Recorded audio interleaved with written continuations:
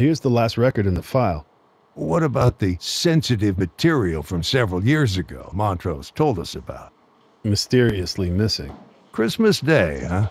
That is one dedicated caseworker.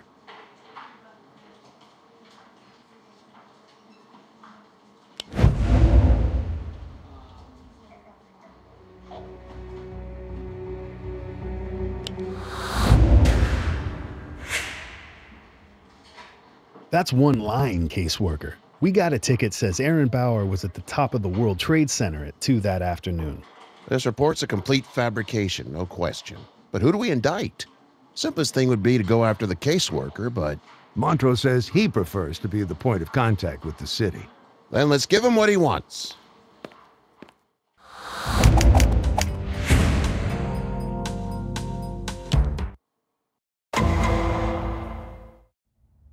Throughout his career, Stefan Montrose has continually shone a light on the system's indifference to its most vulnerable citizens. Tuesday afternoon, the system struck back. We know what the columns are saying, Miss Jameson. We intend to prove that Dr. Montrose is guilty as charged. Manslaughter with gross negligence? In addition to 1 count of falsification of records with intent to deceive. I'm afraid you won't get the chance to present those records in court. I'm filing a motion to suppress. Paperwork went through the day before the subpoena was served. Good Shepherd is no longer run by the Archdiocese of New York. It's now an entirely private agency, administered through Dr. Montrose's holding company, New Directions. So you propose to throw out the evidence because we put the wrong address on the subpoena? Of all the underhanded ploys. The argument is technically correct. Improper service of a subpoena invalidates admissibility. The court finds for the motion. Fine. We'll proceed without it.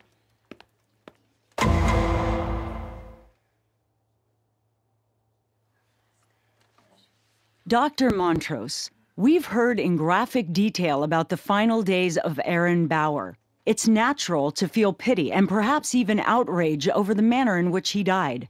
So tell the court, are you in fact guilty of gross negligence? No, I am not. Let me read you a quote.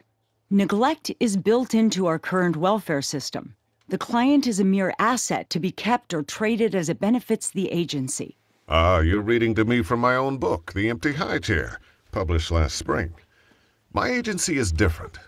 Indeed, Good Shepherd is distinguished for treating its clients with dignity, as individuals with needs. Isn't that right? Objection! Leading. Defense is giving a speech for her client. Sustained. Let's concentrate on the facts of this case, shall we? Were you personally involved in the case of Aaron Bauer? I involve myself personally in every one of my cases, and this was especially true with respect to Aaron. How so? When the Bauers first came to my attention, Aaron had been taken into state custody and shut away inside City Youth Home. I know that institution well. I spent my own formative years there. Nobody deserves to go to City Youth Home. Nobody. And yet, despite your personal involvement in this case, Aaron Bauer was killed. How do you explain this? One word: drugs. First it was the crack epidemic. Now, just as that's beginning to subside, an even worse plague is sweeping through New York. It's a plague that destroys mostly those on the margins, so it's easy for the rest of us to ignore. Do you have some ideas for addressing this problem? Objection!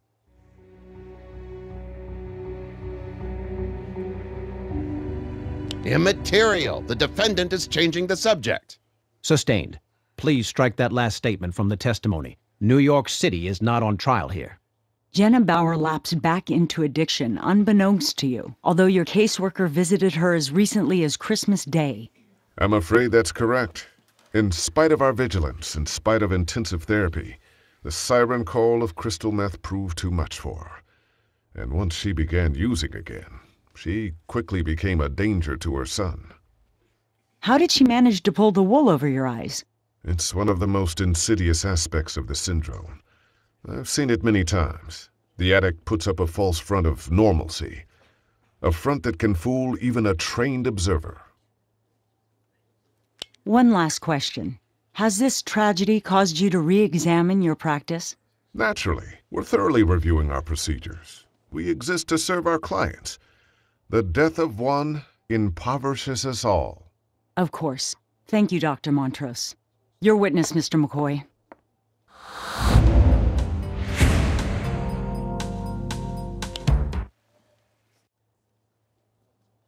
Dr. Montrose. Your agency advocated for Jenna Bauer in her bid to regain custody of her son, Aaron. In retrospect, was this in Aaron's best interest? Considering his fate, the answer has to be no.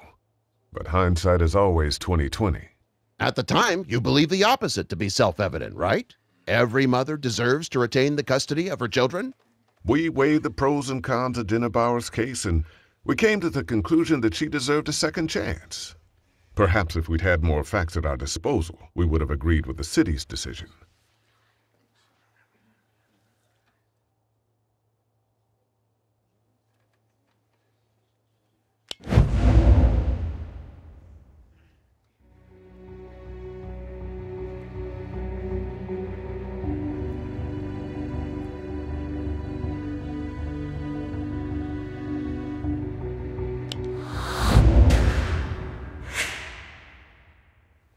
In this case, the alternative was placing Aaron in City Youth Home. You simply didn't want him there.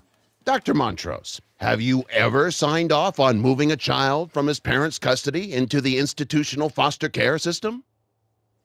No. State guidelines for social welfare agencies mandate one home visit per month at the very least. You needn't lecture me. I'm well acquainted with state guidelines. Do you follow them? Yes, Mr. McCoy. We follow the state guidelines meticulously. Good Shepherd didn't have its own guidelines? No.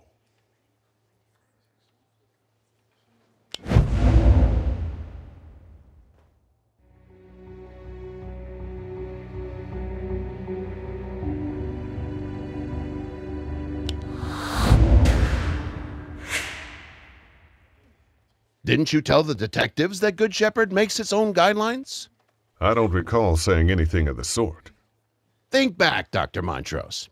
It was during the same interview in which you refused to turn over Aaron Bauer's case files, in clear violation of standard procedure. Objection, immaterial. It goes to credibility, Your Honor. Overruled. I won't deny that our agency operates according to unique procedures, but if anything, our guidelines are more comprehensive than the state's.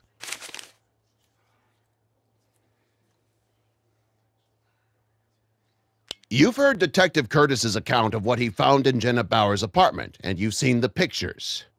Indeed I have. What can I say? Appalling. I had no idea until this very morning when my counsel showed me the pictures.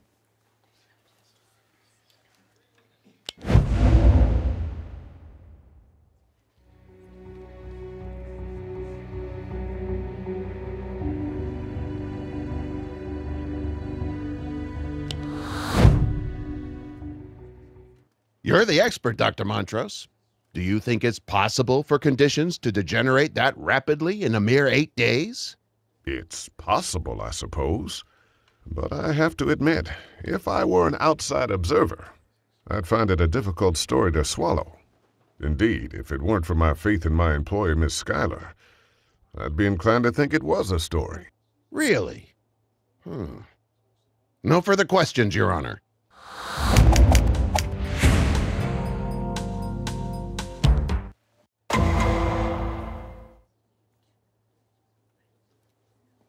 Defense calls Wanda Schuyler to the witness stand. I know this is difficult for you, Miss Schuyler, but I want you to recall for us the moment you stepped into Jenna Bauer's apartment on January 1st. It was like stepping off a cliff, you know? Because of your feelings for Mrs. Bauer, you mean? Because you cared about her so much?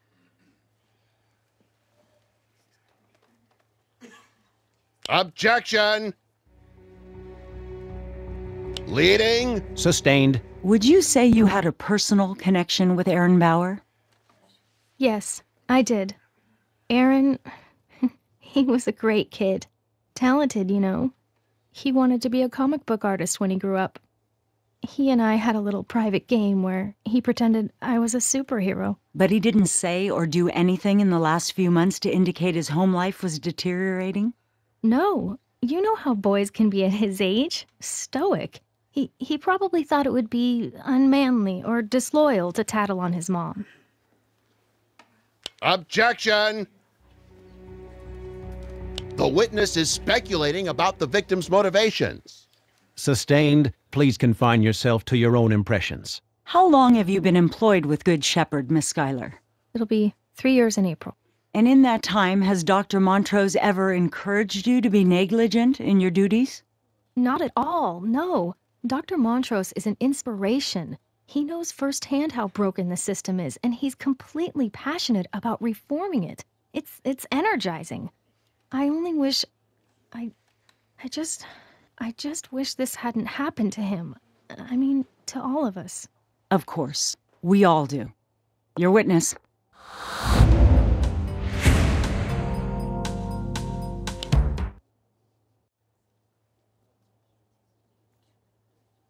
Miss Schuyler, Dr. Montrose has testified that you visited the Bowers in their apartment on Christmas Day. At that time, did you find any indications that Jenna Bauer had lapsed back into her addiction to crystal meth? I didn't see any...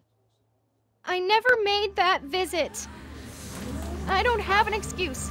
I simply failed to do my job, and then I faked the report after the fact to cover up. I'm sorry, Dr. Montrose. That's not what you said at the deposition. Are you changing your testimony, Miss Schuyler? I guess so. Were you briefed about this? Your Honor, prosecution was unprepared for this development. We petitioned the court for a continuance. Petition granted. We will resume trial next week.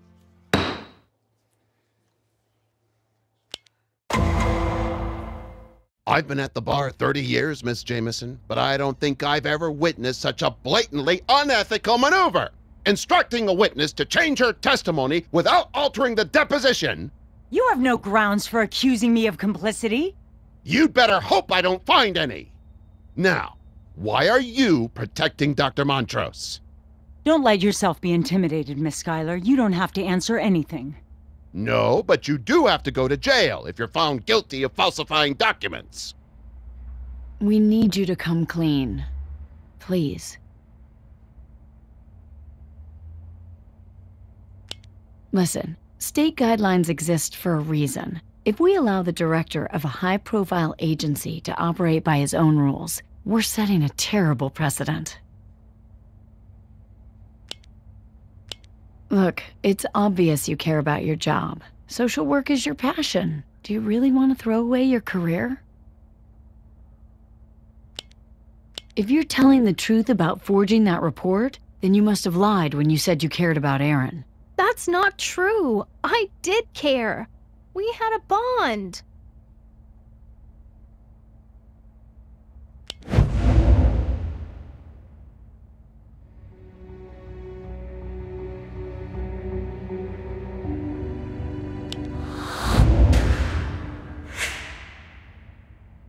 Why would you neglect your duties towards someone you care about? You mentioned on the stand something about a private game between you and Aaron. It was just a silly joke. It didn't mean anything. It did to him, I think.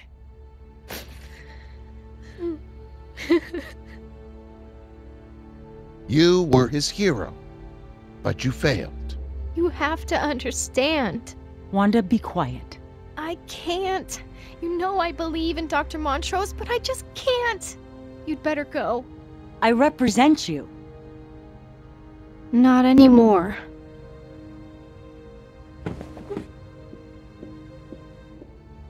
Now, what's the real story?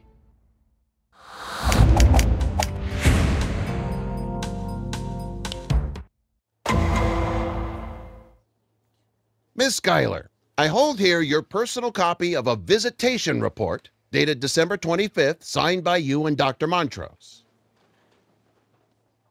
Did you write this report? No, Who did? Dr. Montrose.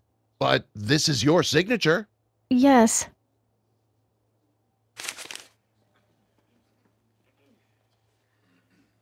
If you didn't write this report, why did you put your name on it?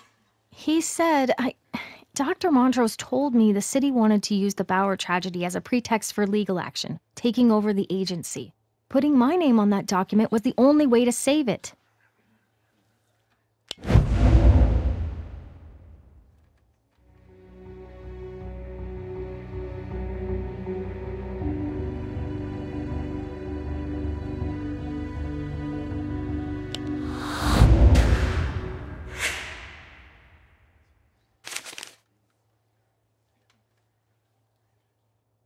When did you sign this document?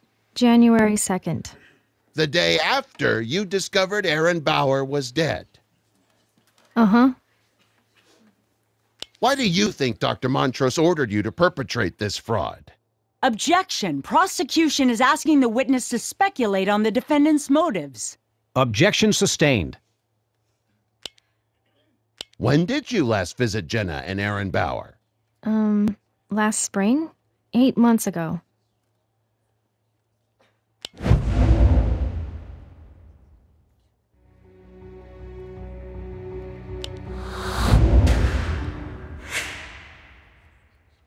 Just after Dr. Montrose's book was published.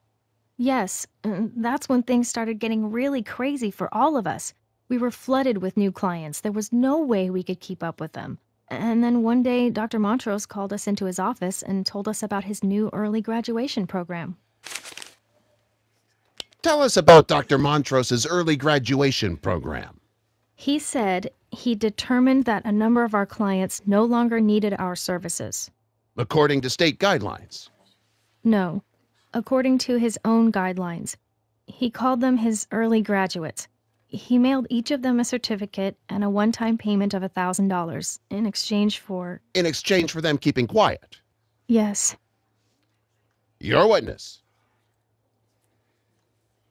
We need to talk.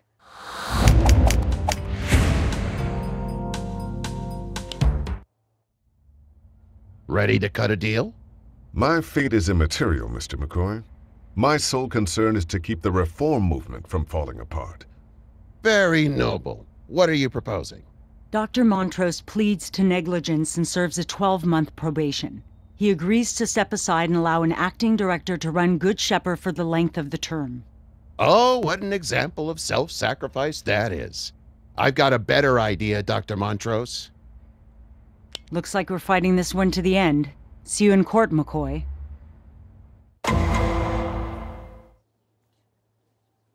Welcome back to the stand, Dr. Montrose. Perhaps this time we can get to the truth. Wanda Schuyler has made some remarkable assertions. Would you care to revise any of your previous statements in the light of her testimony?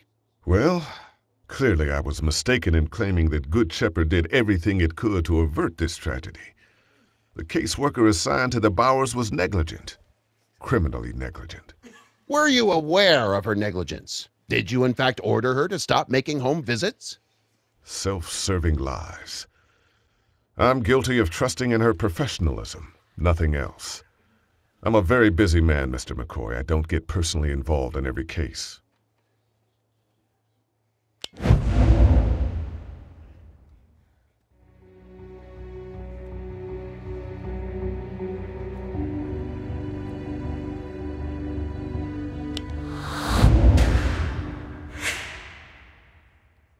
Allow me to read from the transcript. Counsel for the defense, were you personally involved in the case of Aaron Bauer? Defendant, I involve myself personally in every one of my cases. Well, yes, I said that, but there's only so much of me to go around. Wanda Schuyler mentioned an early graduation program. Dr. Montrose, did you issue payouts to your clients, then drop them from your active client list without ever informing Child Protective Services? Of course not. That's a complete fabrication.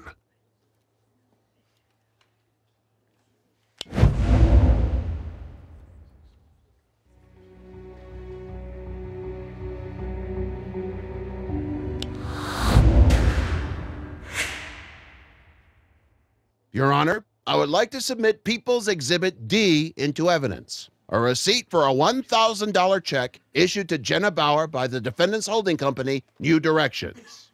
Objection. Immaterial. New Directions is a completely different and unconnected corporate entity. If they issued a check to Jenna Bauer, that has no bearing on Dr. Montrose's culpability.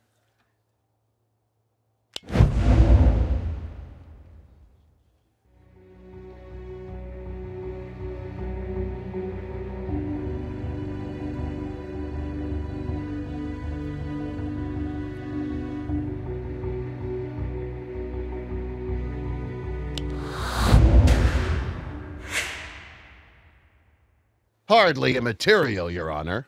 Agreed. Objection overruled. So, did you send Mrs. Bauer a $1,000 check last April, Dr. Montrose? Or is that also a complete fabrication? I may have done so. You don't remember? I believe I did. What prompted you? Charity? Of course. The Bauers were very poor. They needed help.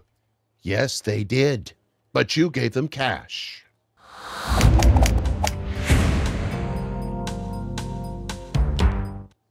Dr. Montrose has devoted his life to helping those who have been failed by the system. But some, sadly, are beyond help. And sometimes a good agency can be undone by the actions of one dishonest employee. If Wanda Schuyler hadn't failed to discharge her duties and then compounded her failure with lies, might Good Shepherd have been able to save Jenna and Aaron Bauer? We'll never know. It's a bitter irony that a champion of reform should fail to spot the corruption among his own staff. He can be faulted, perhaps, for being too trusting, too optimistic about human nature. Surely this is no crime. But if my client is convicted of these charges, if he's sent to jail and his reform movement is crushed by the powers that be, it will be more than a crime. It will be an outrage.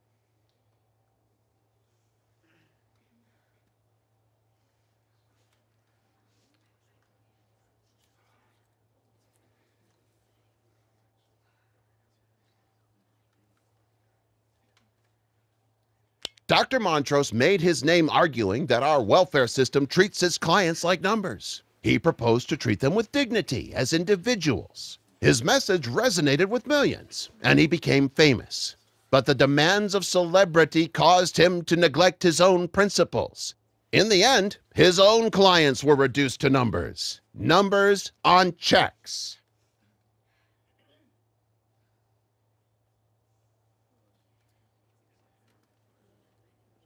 The deaths of Aaron and Jenna Bauer left Dr. Montrose with a terrible decision to make. He could acknowledge his agency's mistake, but this would compromise his moral authority as a public advocate. Or he could cover up the evidence of his neglect and perhaps preserve his reputation at the expense of his integrity. Dr. Montrose chose the less noble expedient.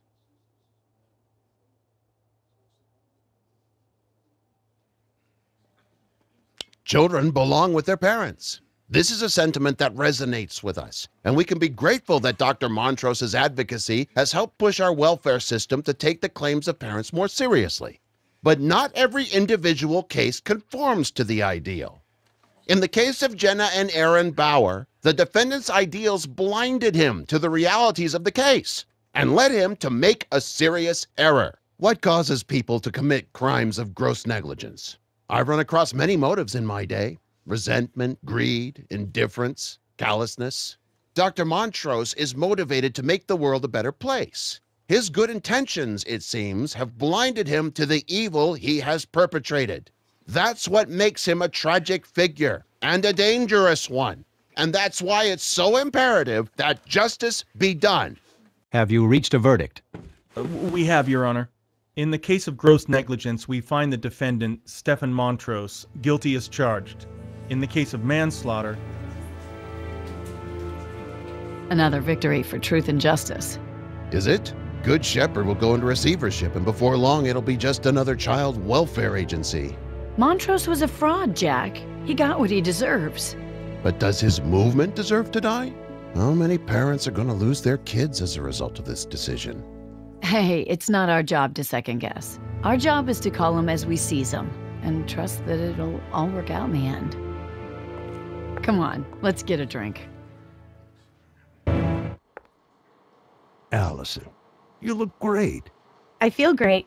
I've even been running again. Where's Detective Curtis? His daughter's birthday tonight. So, I'm guessing your recovery is going better than the last time we talked. Last time we talked, I was in a coma. I've been seeing a hypnotherapist, of all things. Anything jog your memory? Sorry, I was terrible. No, I do remember running with Harrison. The orange overhead lamps and the trees. But that's it. Nothing after. I'm sorry. Don't be. Trauma like this, there's often memory loss. I still miss him, though. Harrison's family's been great. His father's been taking care of all the bills. And, of course, he's pleased as punch about his new grandson. We're calling him Brendan. Good. We sort of wondered if the surprise grandbaby might be a problem. Not at all. So we weren't married. So we were in high school. Things like this teach you. That stuff doesn't matter. Grandpa Bedford loves that boy to death. Any more thoughts on who would have wanted to kill Harrison? No. Everyone loved him. You really think someone targeted him? In the papers, they just call it a thrill kill. Yeah, don't believe everything you read. Well, thanks for everything, Detective. I'm sorry I can't help more. Take care, Allison.